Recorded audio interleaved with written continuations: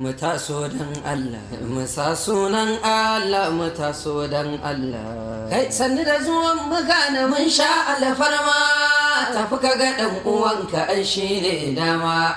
Ka kula da mai ganin ka ai shine gata, akwai Hausawa a gani.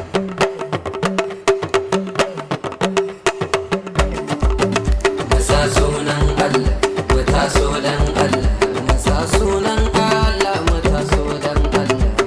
Sanni da zuwan magana mun sha alfarma, tafi ka ga dan uwanka ai shine dama.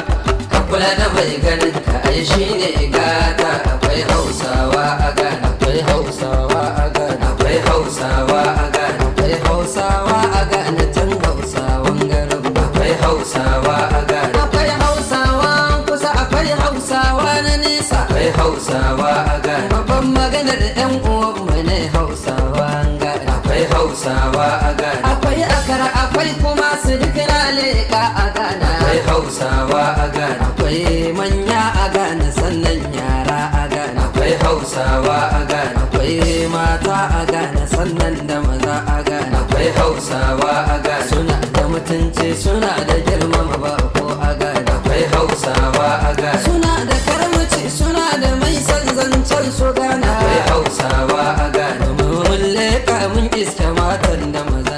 Politicians come seeking votes, remind them of our demands, development in our communities, provide access to scholarships for higher education, ensure quality healthcare, give us a seat at the decision-making table, among others.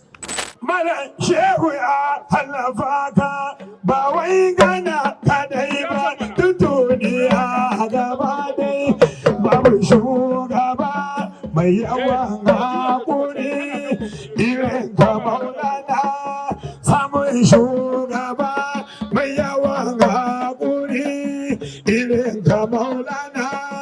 Bace Allah ba zai yi ba, amma ba a samu irin shugaba mai yawan hakuri, mai dimbin alhairi, mai aiki sannu. Usmanu ruwa mai aiki sannu, baba waliyin Allah mai aiki sannu. Usmanu halifan mamma mai aiki sannu. Usmanu yara, Usmanu manya, Usmanu maza, Usmanu mata, Usmanu ruwa mai aiki sannu.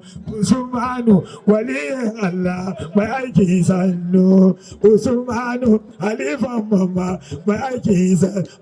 Shehu ya hannafaka ba ka Ghana kadai ba, duniya gaba dai babu shugaba mai yawa hakuri irin ka Maulana. Samun shugaba